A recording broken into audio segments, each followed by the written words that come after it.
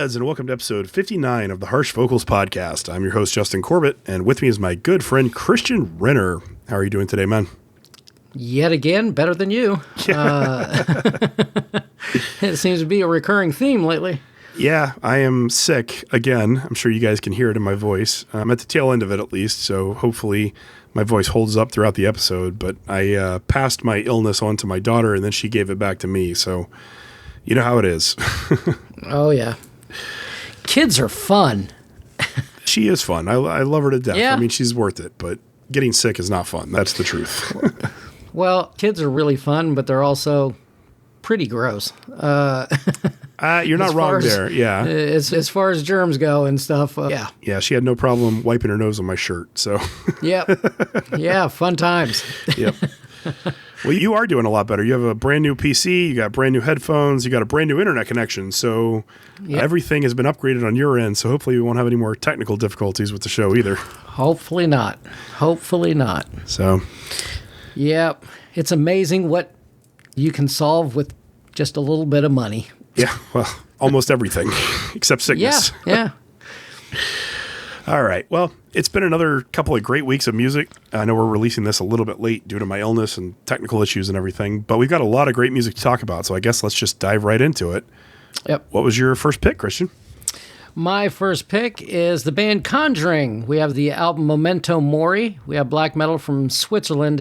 This is their fourth album on Kernkraftritter Records, which, for all you people wondering what that means in German, that's Nuclear Power Knights. That's you said it way better than I did last episode because we had another band that was on that label, and I was like, "Oh, did you?" Yeah, and No, I'm pretty sure I said Kernkraftritter. So at least you can pronounce the German stuff correctly. Well, there we go. The track that I picked is Rituale. I'm assuming that's how you say that. It's ritual with an E. So this reminded me quite a bit of a pick that you're going to have, the Aghalmar album. It reminded me a lot, but it ramps up the aggression a lot more than the Aghalmar album does. And, you know, the balance between the atmosphere and that aggression is just really well done. Just crazy well done. There's another album that I'm going to have that does it even better, which is kind of crazy. This here is another one of those albums like Doddsrit where it has all these super heavy and depressive moments, but also has that feeling of hope that's still built into it. You'll have uplifting moments as well. So I like to call it the Doddsrit effect, and they do such a good job of that. The production on here is also spot on, which I believe also helps get all those heavy emotions out and create that incredible immersive experience. This album really draws you in. It's one of those that in the first couple of songs, you're like, yeah, this is really good. I think I'm going to dig this. And by song 5 or 6, you're like, oh yeah, this is the shit. This is going to be a pick. So my final thought on this album is the kind of suffocating, riff-heavy descent into mortality that doesn't just wallow in darkness, it weaponizes atmosphere, grief, and crushing production into an album that feels genuinely haunting long after the final note fades. Nice. It's a fantastic album. I think it's a fantastic album too. When I first heard it, I added it to my consideration list right away, but I didn't really return to it a whole lot. I know you were talking about how much you enjoyed it, but I was really focused on that Aghalmar album, which we'll talk about later on. And I kept listening to that on repeat, and eventually I did come back and listen to Conjuring, and I'm convinced this is, in my opinion, the third best album that came out this week. I know you have a couple you like more than this, but for me, this would have been my number 3 pick if I could have taken it. I really enjoy this. It is a great blend of faster-paced melodic black metal with kind of slowed down atmospheric parts. It does a lot of building upon itself with the layering of the music and everything too. So I thoroughly love this. I thought it was a fantastic album. And I don't think you mentioned that this is a solo project either. I did not. No, it's a guy named Alvar. So this is all one guy doing all of this. And for the production to be this good on a solo project, it's always impressive to me. So good job, man. This thing's awesome. Yeah, I really like this one as well. Fantastic album. Definitely. Let's go ahead and play a track. Again, this is Conjuring off of Memento Mori, and the track that Christian chose is Rituale.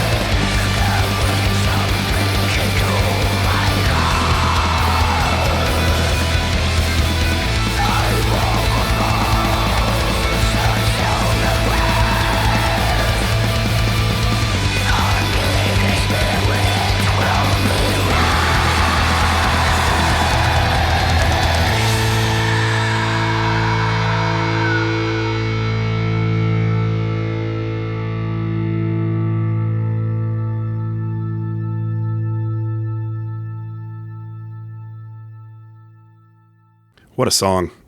Yeah, it's a great. I don't think it's the best one to highlight what the album does, but they have a lot of very long songs on this album. So we try and at least somewhat think about how long the episodes are going to be. Yeah. And unfortunately, we already have 2 other albums we're going to play songs from that are over 7 minutes later on in this episode. So I understand why you picked this one. It's not my favorite song on the album, too, although it is a fantastic song. But there are some longer songs, and we can't just have a full episode of long songs. So don't blame me on that.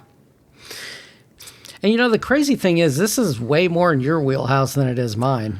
Yeah, well, like I said, it's not that I dismissed it. It's just that I was so focused on the Aghalmar album, and I was sick and dealing with all this other crap that I just didn't spend as much time with it initially. And you had already sort of laid stake to it as it was going to be a pick for you. So I let you have it, and then I fell more in love with it as time went by. If I could have said from the beginning that I loved it, it would have been an easy third pick for me. Yeah. So it's a great album. Moving on. Totally agree. Moving on to my first pick of the episode, the band Tyrannus. They put out an album called Mournhold. This is death/black/thrash metal from Scotland. Their second full-length album since 2018, and these guys are unsigned. These guys do Lovecraftian horror-themed music, which obviously is a huge selling point for me. I love anything Lovecraftian. They also make it a point to say that they are anti-fascist and against NSBM, and they make that a focus of their lyrics in a lot of their music too, which I obviously appreciate. I do think their blend of black and death and thrash is very interesting because there are not a lot of songs where they actually blend all 3 pieces of that styling together. Most of the songs are one or the other. So these guys aren't just great at doing kind of a mishmash of the 3 styles. They're also great at just doing each individual style too, because if you listen to this album, there's a death metal song, there's a black metal song, there's a thrash metal song, and then there's a couple of songs that are hybrids of each of those combinations. It's a really impressive album. There's a lot of cool stuff that happens. The song that I, of course, picked for the episode is the more black metal focused song because it's me. But I love the whole album. Even the thrashier parts are just really good, headbanging, fun, aggressive songs. So I've seen a lot of buzz about this one. A lot of people are super impressed with how they built this whole album. What did you think of it, Christian? I was certainly impressed by it. And man, this thing is all about the riffs. You can definitely tell that they took some serious time in developing these riffs because they're the main focus of most of these songs. And do you get any early Enslaved vibes from this? In the black metal sections, I definitely do. They kind of dip their toe in the progressive elements a little bit, like Enslaved does. And I think you'll hear that in the song that I picked especially. But they don't have it in every song. The songs are very diverse, but they also work really well together. It's pretty impressive. Yeah, I thought so too. And I've just, so listeners know, I'm going to start doing a final thought for your picks as well. So my final thought on this one is, this is a ferocious yet surprisingly atmospheric black and thrash assault that pairs killer riffs with crazy amounts of energy with enough power and sadness to make it linger long after the final strains wash over you. This is just a chef's kiss type in variety. I think you'll see this on a lot of end of year lists. I think so too. It kind of captures the attention of what everybody who likes extreme metal likes. So I'll be shocked if I don't see it across the board for people. Yeah. I will too. All right, well, let's go ahead and play the track. Again, this is Tyrannus off of their new album Mournhold, and the track that I chose is Orbus non Sufficit.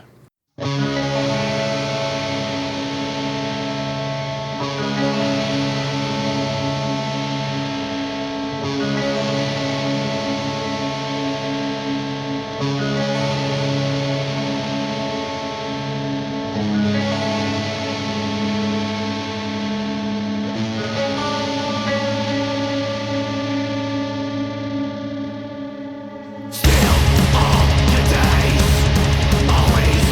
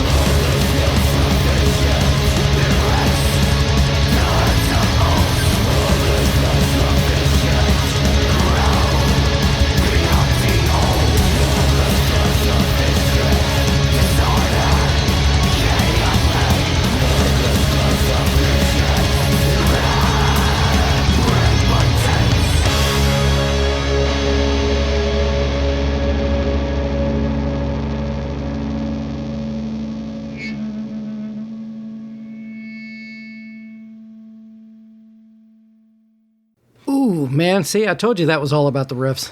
That was all about the riffs. And the atmosphere. That song in particular does such a good job of just building this atmospheric melody thing that's just very oppressive, but at the same time, a lot of fun.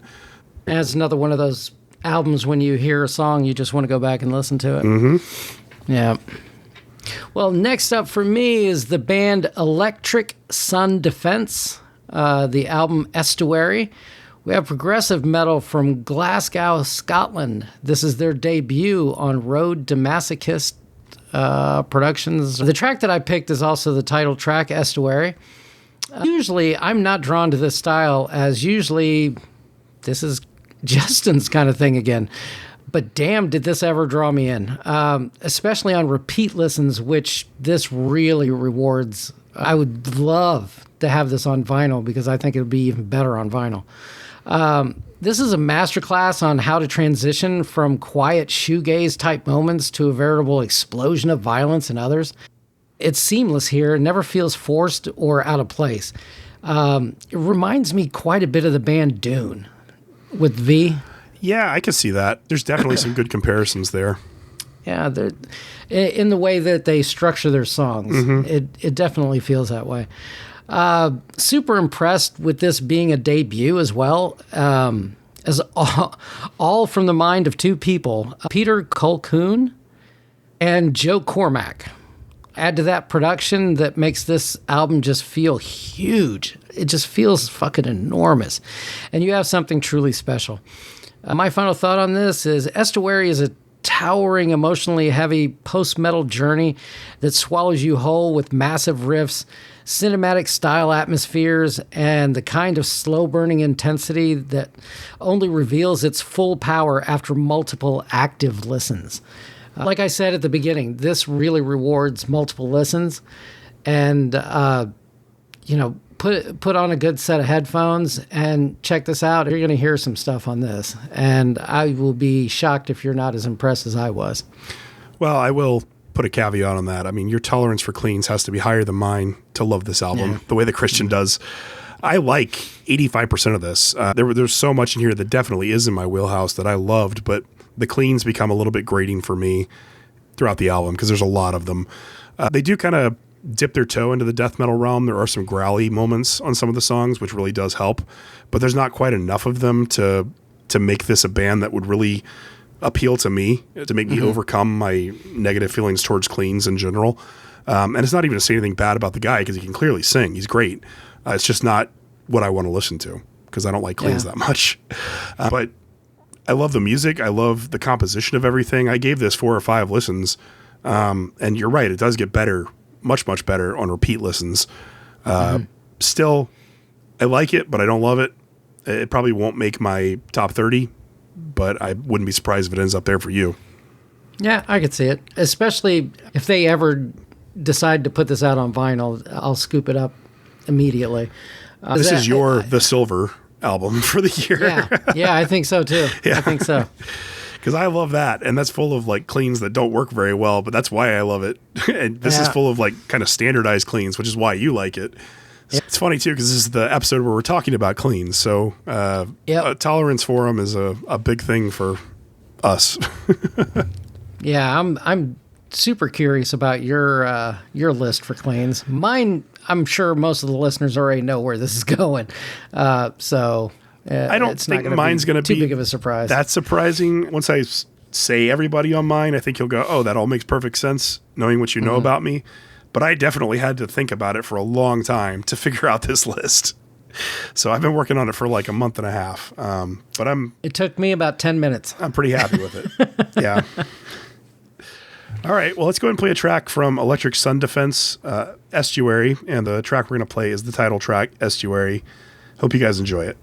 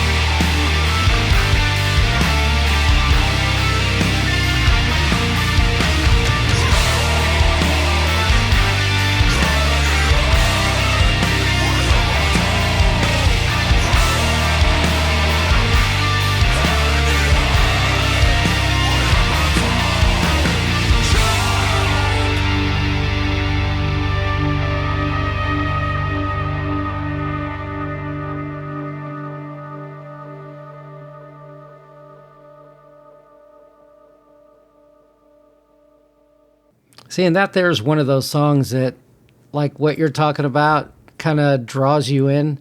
That's probably the least cleans on this album. I think so too. On that song. I think of the songs you could have picked, this is the best one. It's probably my favorite song on the album. I love so much of it. It's just if there were less cleans, if there was more growls, I would be all in. So that's really just what it is for me. I could see that. Yeah. All right, well, let's move on to my next pick, which is the aforementioned Aghalmar. They put out an album called Ruin. So this is atmospheric post-black metal from Germany, their debut album. They've been together since 2020. So they've obviously taken quite a while to write this album and perfect it. These guys are on Crawling Chaos Records. I love this. Like, it is the right way to do atmospheric black metal. The songs are long, but they're not too long. They're not bloated. You never get a feeling of being bored. You never get a feeling of wanderlust where it's just going off and doing random things. Everything that's in the album is intentional. And while there are a lot of sweeping melodies and a lot of things that convey emotion, you don't really get lost. You just get kind of sucked in. And it's something you can pay attention to and focus on and appreciate all the way through. Plus, that first song on the album, which I can't play because it's the longest one, it gives me goosebumps every single time I hear it. Every single time I hear it. There's so many moments of musicality on there that just give me frizzen. And I've heard that album probably 25 times at this point. I ordered it on vinyl, which is, I'm glad these guys are betting on themselves. A lot of bands don't. They release their debut album. It's expensive to create your own vinyl and press it and release it when you're starting out. These guys have 300 copies available, which I am super grateful for because I really love this album. I might have to pick it up because I really enjoyed this one as well. Not to cut you off. No, go ahead. But this here's some of the best second wave black metal I've heard in quite a while. This is just so incredibly well done. The album feels like you were talking about how, like the word that I'm using here is succinct. This is very succinct. Succinct atmospheric black metal, which is hard to do. They get in, they get out. And it's like a breath of fresh air when you run into that, where, atmospheric usually means it wanders. And you're going to have, I don't know, somebody walking in a forest for a minute or so. Well, so almost every atmospheric black metal album has some of that. There may be succinct songs, but if you have 10 songs, there's a good chance at least 3 of them are going to be bloated. These guys managed to release a debut without any bloat, which is just so impressive to me. Yeah, and man, when you're talking about an icy kind of sound, this is exactly what we're talking about. This is just, it feels cold. It feels icy, and it does such a good job in that second wave. My final thought on this one here is Ruin is a cold, icy, immersive black metal storm that pays tribute to the genre's raw second wave roots while adding enough atmosphere, conviction, and memorable riffing to feel genuinely new and fresh rather than trapped in the past.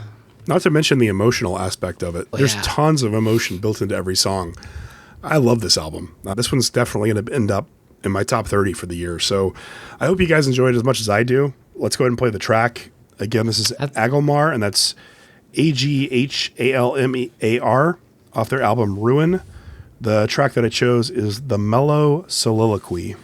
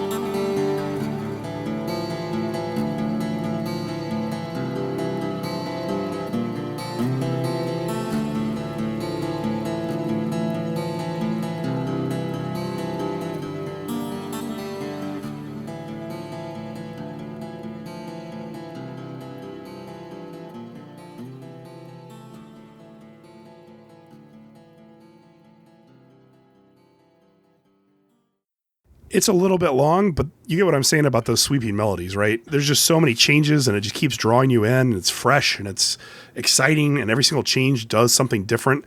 It's not just the same wandering stuff you get in a lot of atmospheric black metal albums. So, is this a European release?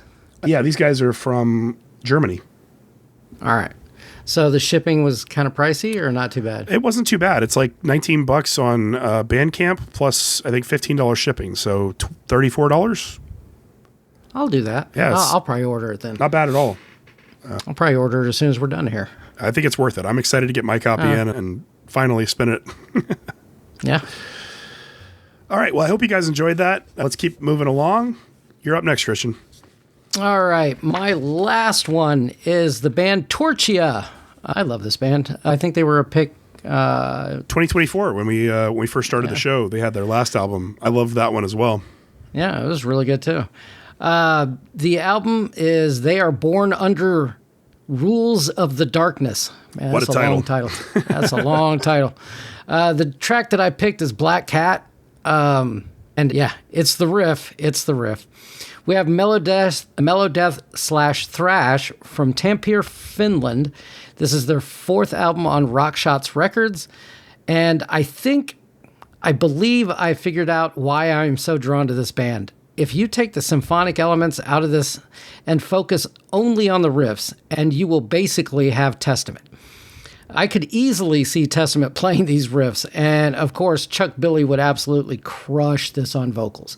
Not to take anything away from Torchia's singer, because he's fantastic too, yeah. but I see what you're saying. Like after you mentioned that to me via text, I started thinking about it myself, and it definitely does have some similarities to the way Testament writes their songs. It's hard to pinpoint exactly what that is, but if you've listened to enough Testament and you listen to Torchia, you can kind of pick it up. Yeah. Yeah, if you take those symphonic elements out, you got Testament. So, Testament's one of our favorite bands, so that's not a surprise. High praise. Yeah.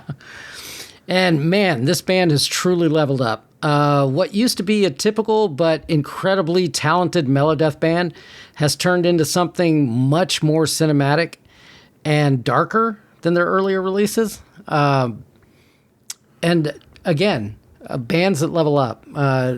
In 2024, it was a pick. This is a pick as well, and this is a better album. They've definitely leveled up on this. This album definitely keeps everything moving on full speed. This is just constant aggression from the beginning of the album to the very end.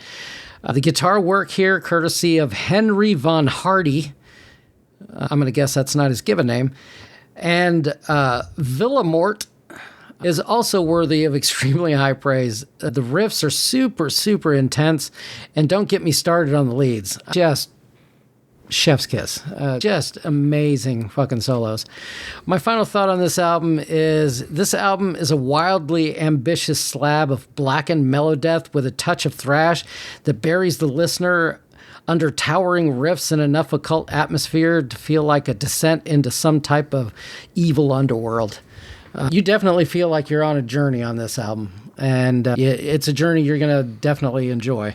Yeah, and with so much of our picks for the episode being slower, atmospheric, post-black, it's kind of a nice refresher to have something that's a lot more aggressive and in your face, and this song definitely is. And this is it. Yep. Yeah.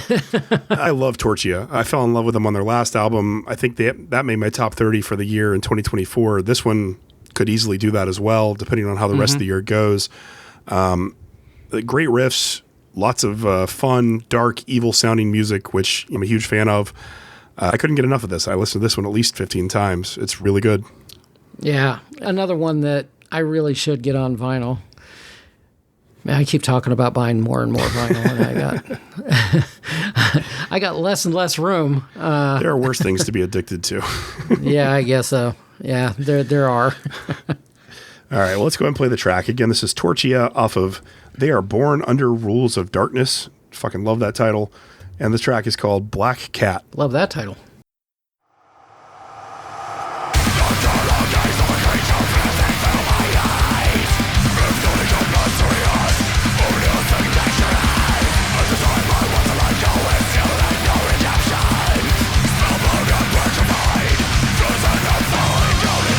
Redemption.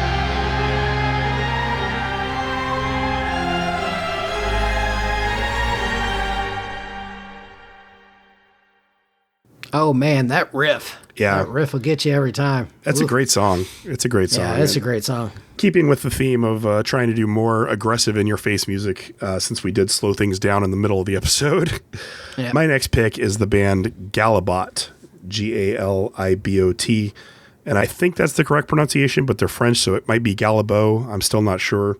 They released an album called Catabase, which, again, I could be mispronouncing. Black metal from France, their third full-length album since 2021, their second release in 2026. If you remember way back in February, we had their first album, Yushmao Nor Bis, as a pick. I think this is the first time ever we've had a band release 2 albums in the same year, and both of them have ended up as picks. Just kind of says how good this band really is. Galibot impressed the hell out of me with their first album, and we talked about that a lot on the show because their whole thing is that all of their songs are about the mining history of northern France, which I thought was very interesting and obscure. They had a lot more to write about, apparently, because they released a second album, which is also just jammed full of incredibly intense melodic black metal that is still continuing to talk about mining history. Truly unique. It's got that French aura that I love, which I still don't have a better word to describe it. It's just an aura that immediately makes me know it's a French band. When I first started listening to it, I was like, wow, this is fantastic. You know, this reminds me of Galibot. And then I looked and it was Galibot. And I was like, oh, okay. So 2 albums in 1 year. And I'm pretty sure at least one of them is going to end up in my top 30. So I'm a huge fan of these guys. I hope they keep making music for a long time. What got me about this was still the mining thing. Yeah. I didn't think there was this much material to write songs about. There must have been a lot of accidents that happened. Yeah, I'm guessing so, because, I mean, God forbid they pivot to something like World War II or something. They're going to have like 36 albums in a year. I don't know how they're going to manage that. They're going to have to give the Biscuit Merchant a run for his money. Yeah, I know. This album really draws you in a completely immersive way. Their mixture of genres is truly impressive. How they get everything to work together so incredibly seamlessly is definitely worthy of note. You get any Ulcerate or Deathspell Omega from this? Oh, absolutely. There's dissonant parts, there's melodic parts, there's atmospheric parts. There's a lot of experimentation that happens in this album. Maybe it's even a little more experimental than their first one was, but I mean, at its core, it's just a very straightforward melodic black metal album. But yeah, I definitely hear parts that you could say feel like Ulcerate, sure. Yeah.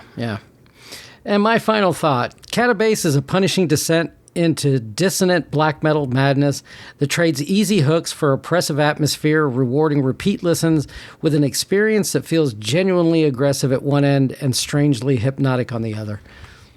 Nice. Sweet. Yeah, these final thoughts, man, you're showing me up because you're taking all this time to write these poetic thoughts about these albums, and I'm just riffing. Believe it or not, it doesn't really take me that long, because I used to write these out when I wrote for Metal Crypt, and then I would expand on them to write a full review. And that's just how I used to always do it. I would listen to an album, then I would write something down, like what caught my ear about that song or this song or the other song. And then I would just write that down and then expand on it later. So it believe it or not, it doesn't really take me that long. Well, you're still showing me up. Yeah. Anyways, let's go ahead and play the track. Again, this is Galibot off their new album, Catabase. And the track that I chose is Penitent.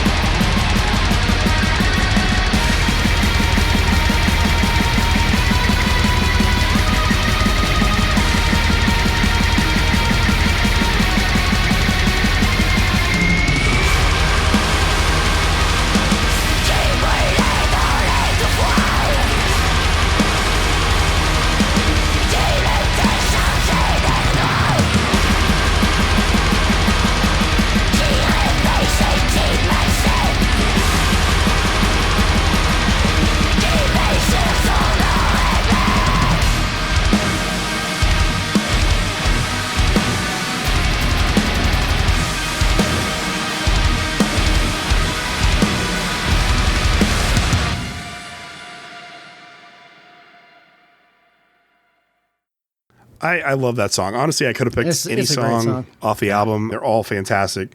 This one's shorter and more aggressive, but it also has that kind of atmospheric part built into it.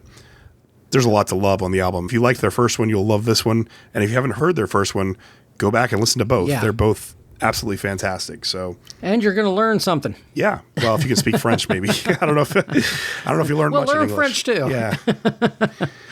But You could learn another language and about mining. exactly. There you go. Or at least the mining history of northern France. Yeah, there you go.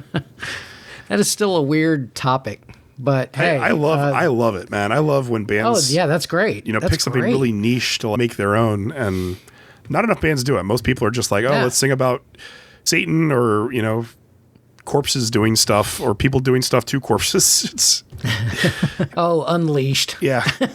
I only fuck the dead. Such a great song. I'm not saying there's not good songs there. I'm just saying when you pick a niche and you stick to it, Cannon Fever with World War or these guys or Sidon with, the visual K stuff and the storylines, like there's a lot you can do if you focus in on something narrow, and not enough bands do it. So I Yeah, I wish appreciate it more when they bands do. would. Yeah. All right, let's move on to honorable mentions. What do you got? All righty. We're going to start out with one that kind of surprised me, was not a pick. Yatheria. I absolutely positively love this band. The album is Gone with the Devil. We have black metal from Athens, Greece. They're third on Metal Blade Records.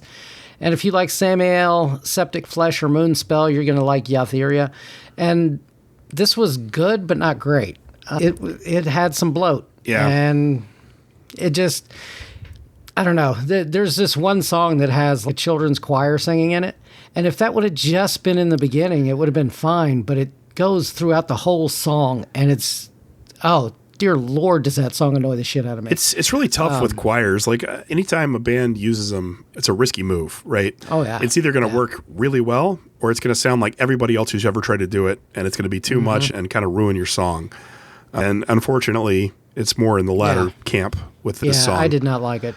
I like Yatheria a lot too. I had really high hopes that this one was going to be as good as the previous two. I was pretty sure it was going to be a pick for you regardless, but after I listened to it like 5 or 6 times, I was just feeling the bloat. I mean, it is what it is. Yeah. You can't hit a home run every time. Yeah. Hopefully next time. I've spun it a couple of times, and even on vinyl, that children's choir doesn't sound any better. Not to me, anyway. Not to me. It might work for somebody out there, but just what they should do is get a children's choir to learn growls, and then just There have you them go. have like 10 kids doing growls. That would be That cool. would be awesome. I would buy that album. I would absolutely buy that album. All right, next up we have Draconian, Insomnolent Ruin. We have Goth/Doom/Death from Sofla, Sweden. This is their 8th on Napalm Records, and if you like Anathema, Catatonia, or November's Doom, you're going to like Draconian. This here's one of the few doom death bands that I really enjoy, and I know you kind of like them too, but this one here had way too much clean singing on it. It's the clean singing one, but then there's just too many slow songs too. Normally there's a good mixture, so it's like slower, faster, and so I don't get bored. But this one, it's just like slow, moderate. Fast. No, there's no fast. It's slow, moderate speed, slow. And so I'm listening to it, and I'm just like, this is so slow. And that's just that plus the clean singing. I didn't love this album at all. I know a lot of people did. I get it because I think I like the band generally, but just too slow for me. I will tell you, it's way better on vinyl. Way better on vinyl. Just put it on 33 speed and enjoy it at a faster pace. 45. Right, 45. Yeah. Rank. Well, this next band will pick up the speed a little bit. We have Howler with umlaut over the O. Beyond Mortal Control, we have heavy/thrash metal from San Jose, Costa Rica. This is their 5th album on CDN Records, and if you would take a more raw sounding Havoc or Crizix or Warbringer, just think of those bands, but raw. They actually remind me a lot of Doomsday. I loved that album last year from Doomsday, and this has a lot of the same elements in it. I liked most of this album, and this is not my preferred genre. When I was listening to this, I was like headbanging along with the first 3 or 4 songs, and I'm just like, this is fucking awesome. But then it starts to get bloated and repetitive and do some of the things that I don't love in thrash. And so it's like 80% great and 20% needs improvement. And that, honestly, that's kind of how we pick our honorable mentions. If it was no bloat, would it have been a pick? Probably. But there's a little bit of If it was no so bloat, we'd probably be doing another More Music episode. If we had one or two more great albums. Yeah, that's what usually happens. All right, next we have Arroganz, Arroganz. The album is called Death Doom Punks. We have death metal from Cottbus, Germany. This is their 7th album on Testimony Records, and if you like the band Disaster, Nagelfar, or Hate, you're going to like Arroganz. Then we have Atavistia, Old Gods Awaken, melodic/symphonic death metal from Vancouver, Canada. This is their 5th on Blood Blast distribution. And if you like Equilibrium, Brymir, or Sudakra, you are going to dig Atavistia. I actually liked most of that album too, but it is bloated and there's a lot of cleans. After like getting the halfway point on the album, it's like the cleans really started to wear me down. But I could see that. The good stuff is really good. Yeah. Then we have Enthraced, Constellation Zero. We have Mellow Death from Junsau, Finland. This is their debut on Inverse Records. And if you like Kalma, Norther, or Inciferum, you're going to dig Enthraced. Yeah, I like that one. Yeah, it reminded, I guess you could also have said Children of Bodom. I love Norther. We haven't talked about Norther much. We've talked about a lot of legacy bands that we love throughout 60 episodes, but Norther was one of my favorite bands when I was developing my ear and becoming a big fan of extreme metal. And these guys definitely have captured some of that Norther essence, and I really loved it. There's not enough bands that kind of build their sound off of Norther as a template. Yeah. Most of them pick In Flames or Children of Bodom or At the Gates, so it's always nice when somebody pays attention to Norther. Well, Kalma is definitely in the Children of Bodom camp. Yeah, I think so. Yeah. But not quite as good as Children of Bodom. Alexi was one of a kind, really. Agreed. I mean, Homeboy could fucking shred. Then we have Acolithus, Unearthly Kingdoms, Neath Lifeless Stars. Isn't it Acolythus? Is it Acolythus? Well, I assume the main word in that is acolyte. That's how I read it, at least. All right. Acolythus. Okay. I'll go with Acolythus. I got no idea. I was wondering the entire time how I was going to say that. Just so y'all know, it's Acolythus. All right. Unearthly Kingdoms, Neath Lifeless Stars. Another great title. We have black metal from Tampere, Finland, yet again. This is their debut on Inverse Records. And if you like this little band called Immortal, or Havakrunu, or even Moonlight Sorcery, you're probably going to dig this album. Then finally, my last one, the band Eradicated, but a K instead of a C. I really wish bands would stop doing this. Well, I mean, they could if you didn't log on to Metallum and find 75 bands with the same name. Yeah, that's true. That is true. But it's a K instead of a C, otherwise you're not going to find it. Oh, I agree. I mean, they should pick a totally different name that's not competing with 75 other bands, but what can you do? Hey, I was in a band way back in the day called Studded Muffin. So I was in a band called Texas Death Machine. You can definitely come up with names that aren't being competed for. Yeah, you can. So the album is called Wiring of Violence. This is thrash metal from Sweden. This is their second on Indie Recordings. And if you're a fan of The Haunted, Enforced, or Carnal Forge, you're going to dig this. And that's a band I really need to go back to. Fucking Carnal Forge. I haven't heard that in a while. Yeah, they were so good. Cool. Was that all you got? Yep, that's all my honorable mentions. And now I'm thinking about Carnal Forge. All right. Well, first up for me is the band Old Moon. They put out an album called Home to Nowhere. This is melodic black metal from Portland. Their debut album since 2024. This isn't a good example of how you do choirs correctly in a black metal band. It's actually really well done throughout some of the songs where they have those pieces. There is a little bit of bloat, which is why I ended up not being a pick, but I liked this album a whole lot. Next is the band Sasta, Saasta. They released an album called Cesspool. This is doom/death metal from Finland. Their second full-length album since 2020 on Inverse Records. There are a few places that I think are a little too slow, but in general, this is the kind of doom metal that I like. It's mostly death metal, just with some slower parts that build atmosphere and accentuate the aggressiveness. So I really liked this, but it may not be for everybody. Next is the band Wormlord. They put out an album called Choices. This is death metal from Finland as well. Their second full-length album since 2017. Weirdly, as I was looking on Metallum, I discovered that they used to be named Sasta until 2019. So I'm assuming that the two bands know each other, had a conflict over the name, and in 2020, the band I just spoke about got that name, and the second band changed their name to Wormlord. So, okay, interesting that they released a competing album on the same week. But this is great. This is really, straightforward, aggressive death metal. It just wasn't quite as good as some of the other stuff I listened to this week. But if you're looking for good death metal, I think you'll like the Wormlord album. Next is the band Lacasta, Lacasta. They released an album called Olibanum, but the U is a V, so it's Olibanvm. This is black metal and hardcore from Italy. Their second full-length album since 2013 on Argonauta Records. Some of the hardcore elements got a little bit much for me, but in general, I like that they're trying to do something that sounds a little bit different than what everybody else does, and there are parts of this album that are just amazing. There's some really killer, head-banging, neck-breaking riffs on this thing. It's fun. It's aggressive. Like I said, the hardcore elements, some of them didn't quite gel with me, but your mileage may vary, and if you like that at all, check this out. I think you'll find a lot to appreciate. Next is IATT. They released an album called Etheric Realms of the Night.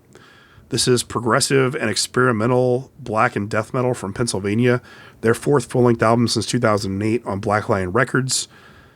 These guys were almost a pick for me. It was really close. It was really close. These guys and Tyrannus were like neck and neck, but all the songs on the IATT album are like 10 minutes long. So it just wasn't really feasible to be a pick. Plus, it's really hard to define anything on this album because they are so experimental. They do so much odd stuff, but it works exceptionally well. And every time I listen to this album, I'm blown away at how good it is, but then I kind of forget about it. So it doesn't stick with me. It doesn't live in my head. And I'm not sure if that's because it's too challenging and too dense, and I just need to give it more time, like the Toma Room album from last year, or if it's just because that's just how it is. I do plan to continue listening to this album a lot throughout the year, so hopefully it will continue to grow on me and it'll become more memorable because the musicianship here is just fucking incredible. I think I sent that to you too, didn't I? That I absolutely adore this album while I'm listening to it. Yeah, I think you did say that. And then when I'm not listening to it, it just completely goes away. Like it's that IATT album. Yeah, it's incredible while you're listening to it. But I don't know what it is, why it just kind of fades from your... I think it's just the density of it. It's a challenging album because there is so much going on in every song. It's just one of those you got to listen to a lot, I think, to fully appreciate it and to build it up in your head. The closest comparison I do have is that Toma Room album from last year, because that album was challenging as hell. I had to listen to it 100 times before I really grasped it. I completely understand that. Next up is the band Harms, a rebirth of The Cold. This is metalcore from Finland, their second full-length album since 2017 on Time to Kill Records, and a rare metalcore album making the list. They don't do all the formulaic bullshit that most metalcore bands do. There's a lot of surprises in this album. It's very dark, it's very atmospheric, it's very emotional. I was so impressed with this. There is a couple of songs that are a little bit samey, which is the only reason it ended up as an honorable mention instead of a pick, but keep going, guys, because fuck, you're on the right track. Yeah, and those samey kind of songs, they struck me more at the tail end of the album than at the beginning. So, yeah, up until that point, I was I was seriously considering this as a pick. Same here. Same here. Because the last song you hear is the one that sticks with you usually. So I'm listening to those last few songs and I'm like, well, these are kind of similar. They're not as innovative as the first few were. And so that's why it ended up as an honorable mention instead of a pick. Yep. But the beginning of the album is phenomenal. I think we can kind of show at this point by now that margins are really slim between if it's going to be a pick or an honorable mention. There's not a whole lot between the two. I agree. Yeah. Next up is the band Jungle Rot.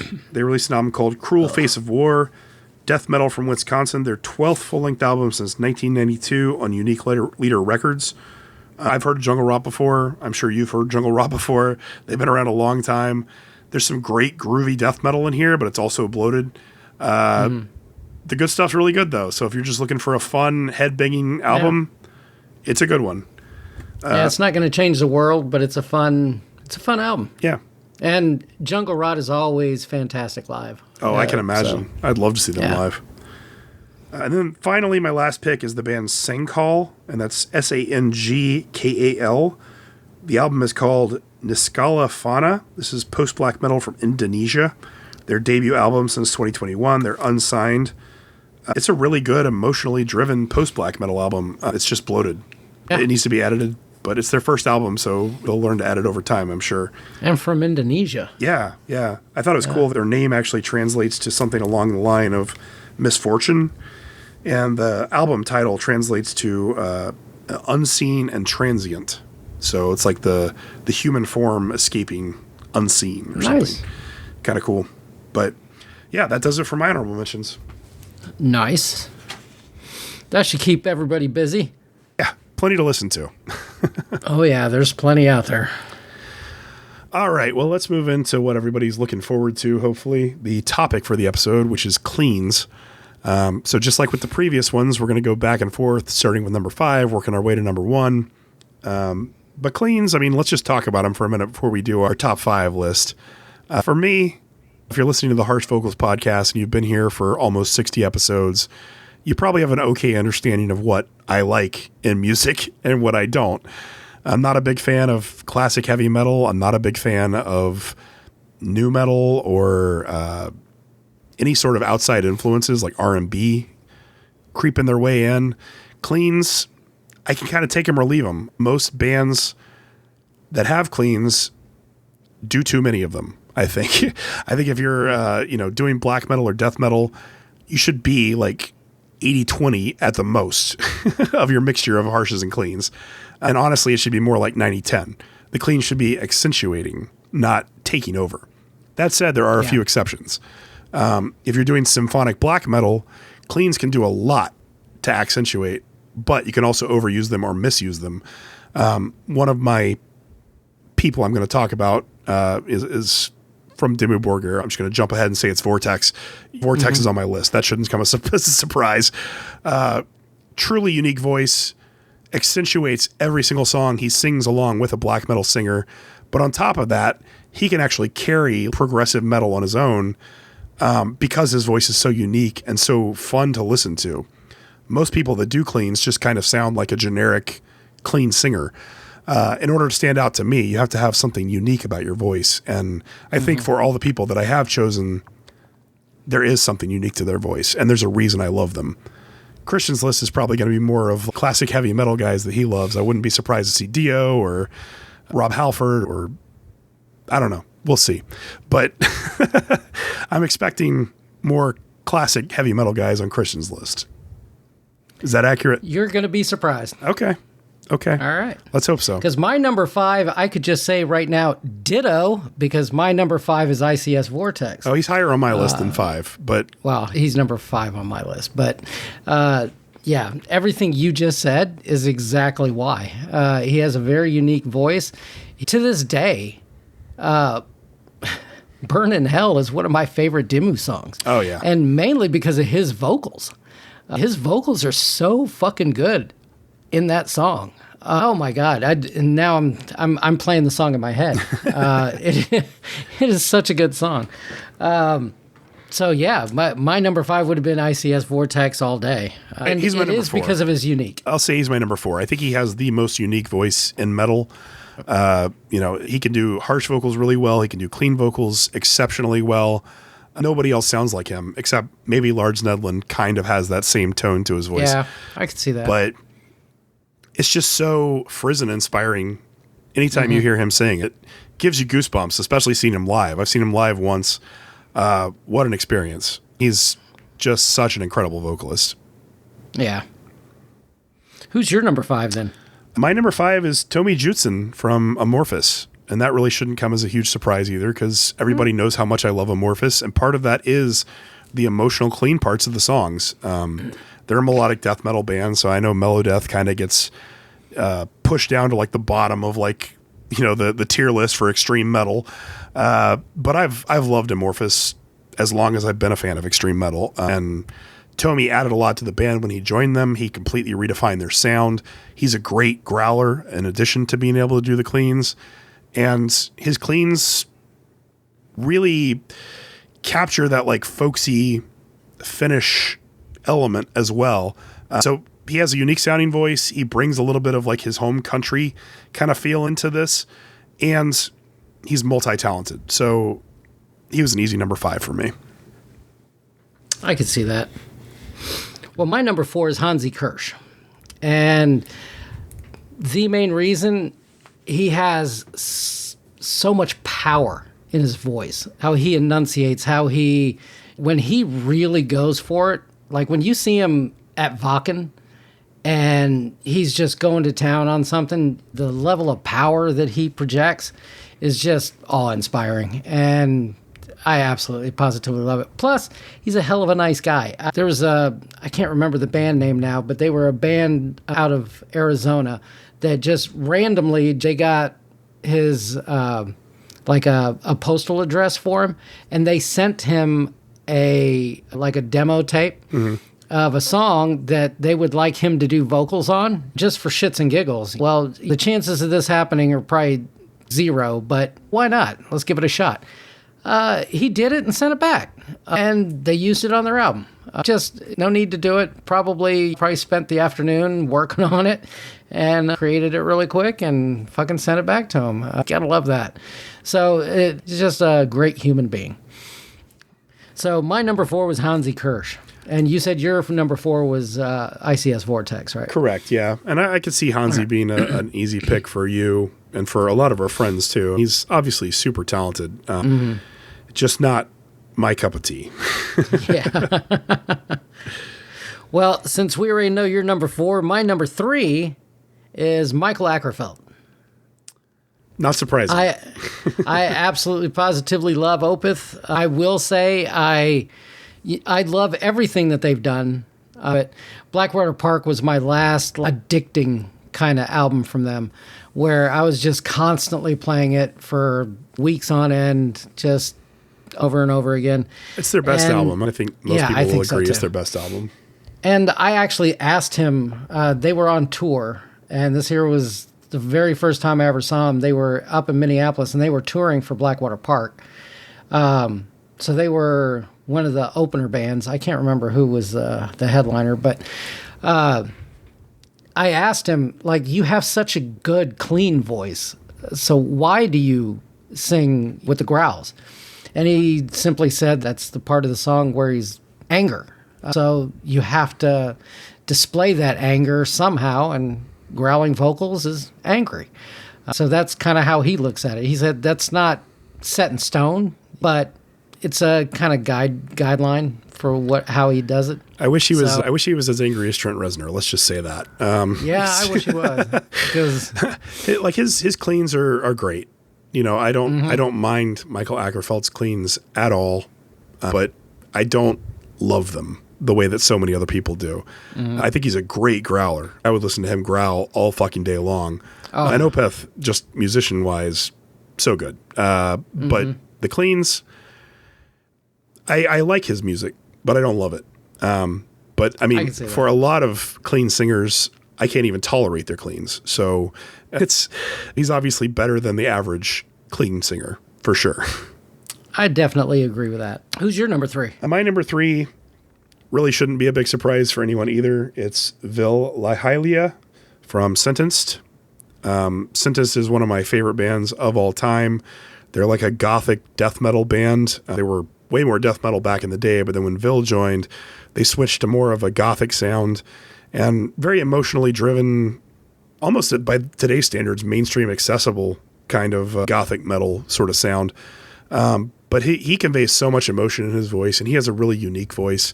And I kind of hate that he never really did much else beyond Poison Black after Sentence broke up, because I would love to see him do more in other bands. Well, I was kind of disappointed to see like Poison Black just kind of fade out. Yeah. Because I thought Poison Black was really good. So he's super talented. So yeah, that's an easy pick for me. All right. Well, my number 2, it's not going to be a shocker here, Bruce Dickinson. So that kind of gives away what my number 1 is. But anyway, Bruce Dickinson, they call him the air raid siren for a reason. Homeboy can fucking sing. And he was one of the first truly exceptional vocalists in heavy metal, where it's more about the vocals than it was before. Before, Iron Maiden was more about the music than the vocals. And then after Bruce joins the band, it's a lot more about the vocals because, holy shit, this dude can fucking sing. And there's nothing that I would change about Bruce Dickinson's voice. Nothing at all. I absolutely adore his voice. And I know you really don't like it. I don't at all, no. But I wouldn't change anything either, because without Iron Maiden and him, all the bands I love probably wouldn't exist. So yeah, it's just not for me. And there's nothing wrong with that. Oh, just how he can hold his note. He is so good at doing that. And I mean, long. Just super impressive. He's very talented, Yep. you know, and there are Iron Maiden songs that I love. Just overall, I can't listen to him for long periods of time. Hallowed Be Thy Name is probably my most played song. It's a good song. There are songs that I like I said. It's really just an endurance challenge for me to listen to Iron Maiden for extended periods of time. For a while there, I was listening to Hallowed Be Thy Name every single day, at least once a day. And I made it, I think it was like 11 years before I missed a day. Wow. So that's dedication. Well, no, that's my little shot of tism that I got there. So. The OCD. Oh, yeah, I got that. Who's your number 2? My number 2 really, again, shouldn't be that surprising if you listen to the show. It's Ihsahn from Emperor and Ihsahn. I love his voice. Again, a truly unique voice. He conveys so much emotion. He's very powerful when he sings, both with the black metal songs and the, more clean singing that he does. I've loved him since I very first heard Nightside Eclipse way back when. So it's not really surprising. It's not a surprise. Yeah. Well, I'm gonna let you guess what my number 1 is. Dio. Yeah, amazing. Ronnie James Dio. And I think I've mentioned this before, not just a great singer, but a great person. Yeah. I was lucky enough to meet him, and he could tell I don't know if I've told this story on the show or not. You did, but it's okay. You can say it again. Yeah, I was really nervous at this show where I was meeting him, and he engaged me in conversation and got me to calm down a little bit. And he sat there and talked to me for about 20, 30 minutes, and he didn't have to. There's other people there. He could have just went along, but I think he could tell how I was like, oh shit, that's Dio. And I'm fanboying out the whole fucking time. And then when I heard he had cancer, man, that was a dark day. And I legit cried when I heard that he had passed away. Yeah, it was a huge loss. Of all of those classic heavy metal vocalists, he was the best. I really like Dio's voice. He's truly unique. And if I was going to listen to any classic heavy metal, it would be Dio. That would be my pick without hesitation. His lyrics by itself are just worthy of note. because he didn't write lyrics like anybody else either. No, he had gravitas to his voice, which I think is what made him stand out. I talk about Halvard or Dickinson, like they're just high-pitched stuff, and I can't do that. But gravitas, yeah, give me that. Yeah, he could sing low, he could sing high. He had incredible range. Yeah. Yeah. Such a great singer. Who's your number one then? Well, I'm not at all surprised you picked Dio. And you shouldn't be surprised at my number one, but I think other people might be. It's Bjorn Speedstrid from Soilwork. I fucking love Speed's voice. I've always loved Speed's voice. It's my favorite voice of any vocalist out there, period. He has range, massive range as well. I mean, and he's guested on almost every fucking band on the planet's album. And every song he's on, he makes it 10 times better.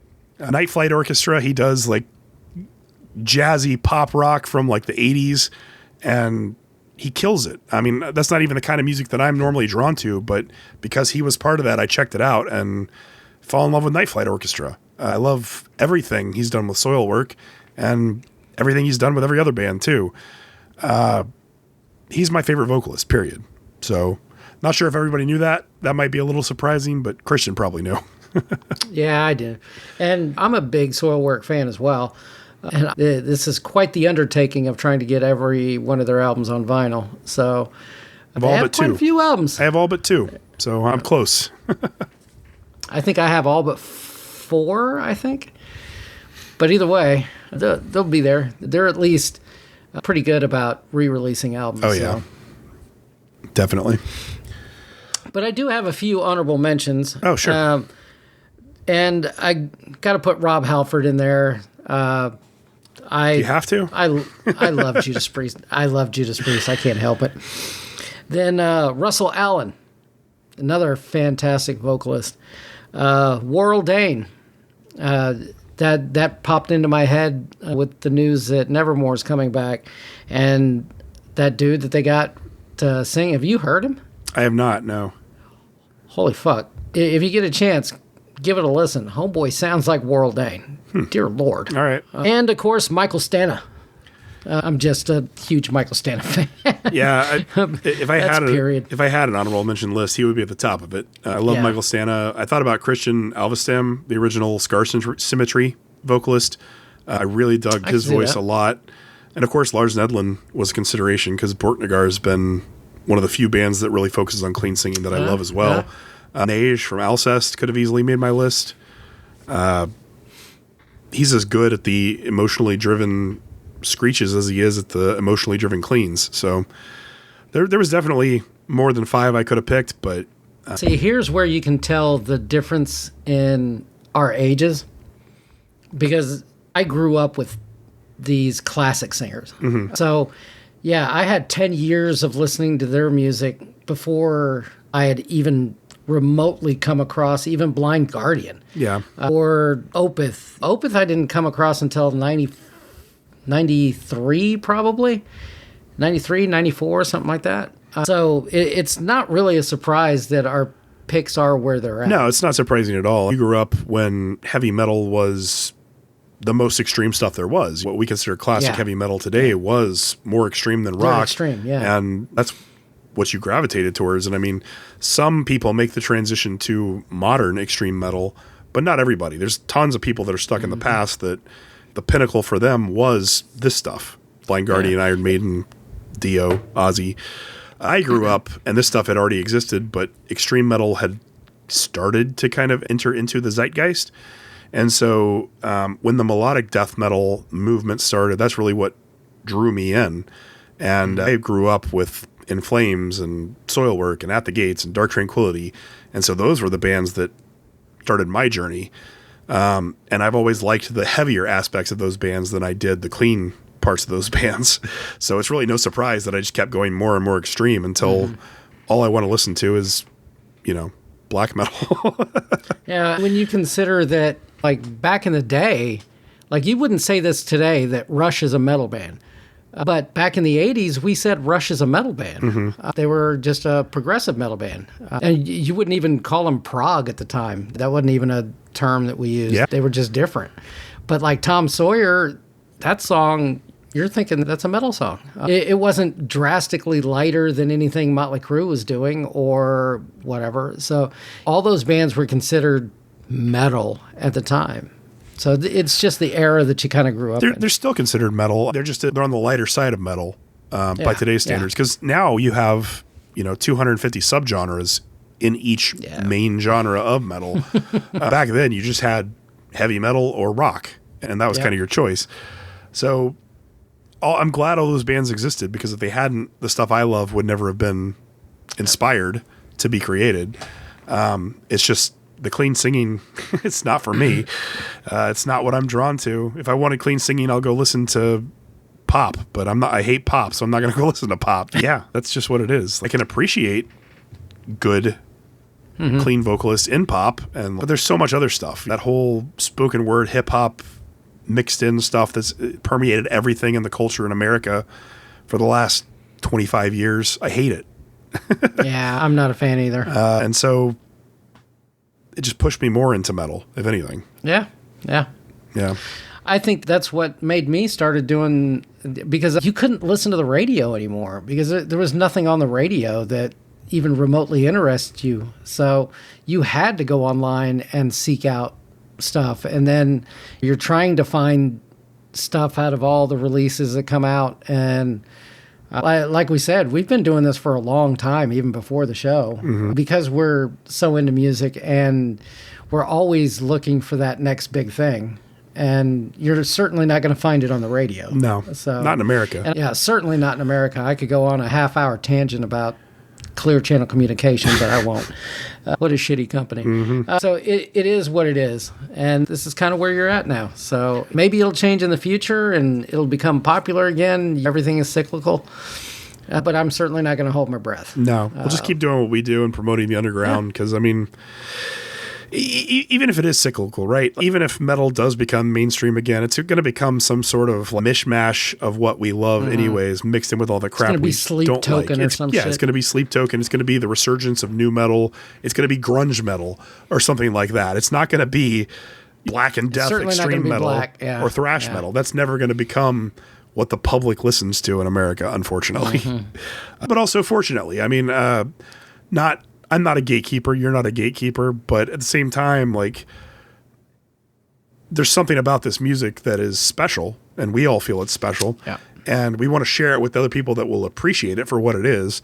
But the average listener is not going to appreciate it for that. The average listener listens to 10 to 12 new albums per year and thinks anybody who listens to more than that is crazy.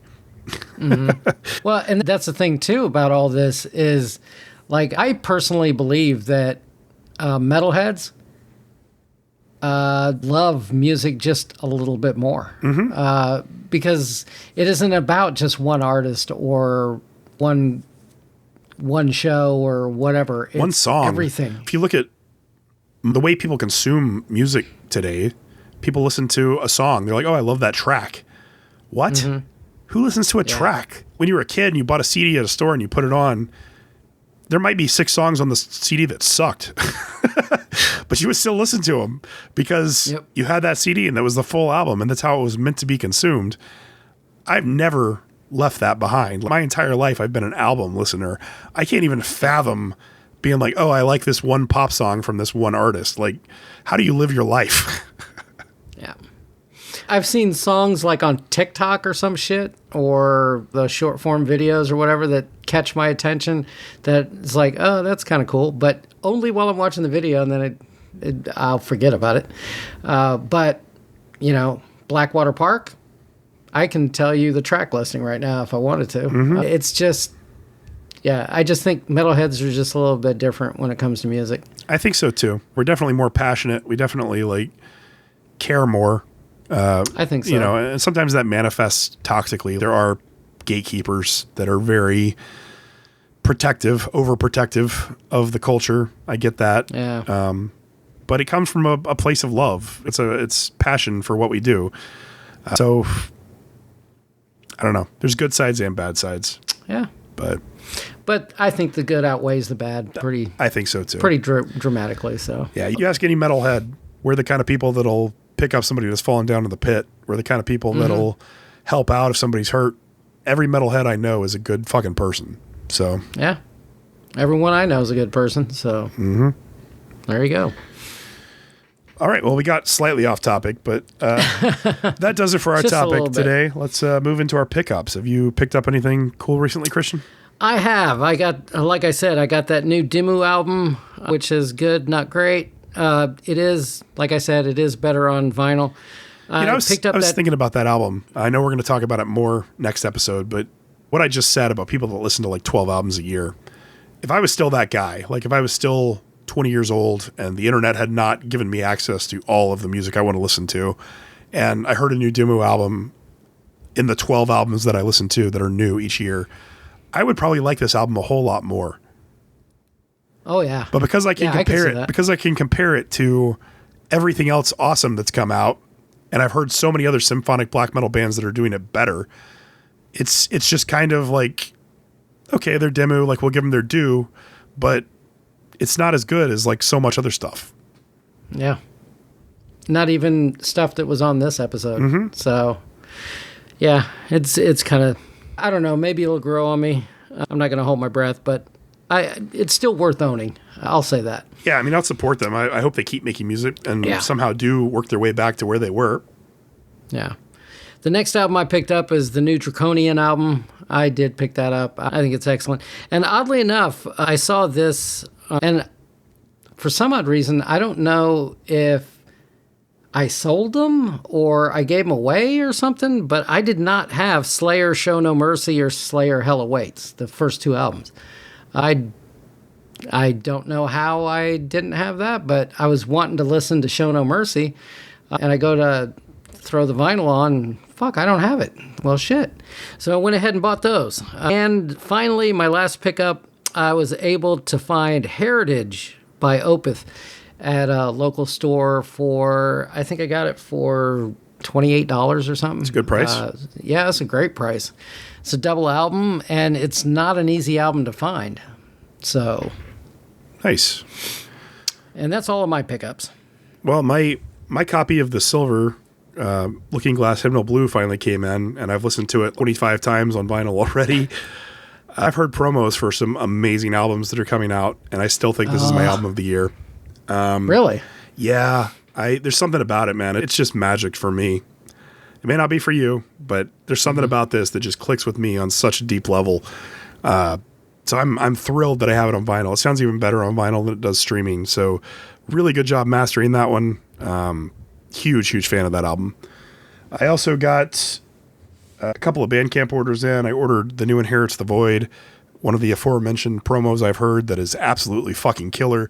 I would recommend, if you've never heard Inherits the Void, go check out their previous two albums. They're killer. And then go and pre-order the upcoming one on their Bandcamp. And then I need to do that. I also bought that Aghalmar album that we were talking about earlier on this episode. So very excited to get that in hand. Sweet. All right. Well, that does it for our pickups. Let's move into our submission. So our submission for this episode comes from the band Defenestration. They have an EP coming out called Rotting Antefix on June 12th via Iron Fortress Records. This is death metal from Canada. There's 2 tracks that are available now. It's really good. It's really good death metal. It has that very old school death metal vibe, gritty production. So it's not super polished, which I really like. I think it accentuates the sound. There's a lot of groovy moments. So tons of headbangable stuff, tons of infectious riffs. Pretty much what you want in death metal. I really like this. What did you think, Christian? Yeah, I just paired off of what you're saying. Man, this thing is just some old school, dirty sounding death metal straight out of the late 80s and early 90s. Plenty of riffs that keep the songs memorable instead of it falling into a big wall of sound. And honestly, I don't think there's enough death metal bands out there that are mining this era of death metal. And this era of death metal to me just feels like a warm blanket. Yeah. It's just, oh, yeah, I remember that. And this actually made me nostalgic. Yeah, it's nostalgic and it's refreshing because I feel like so many other bands are just like, oh, let's sound like Entombed. Yeah. So it's nice to hear somebody doing something classic, nostalgic, but also not copycatish. And that production is my favorite thing I think about it, because it does feel I think so too. A little gritty. bit dirty. Yeah, a little dirty. Yeah. Yep. So great job, guys. Yeah. I'm looking forward to the full EP. Like I said, it comes out June 12th. Again, the band is Defenestration. The album is going to be called Rotting Antefix. And the track that we're going to play is the title track, Rotting Antefix. So hope you guys enjoy it. And make sure to go support these guys. Check out their stuff. Don't forget to follow us on all of our social media as @HarshVocalSite. And we will see you back in a couple of weeks. See ya.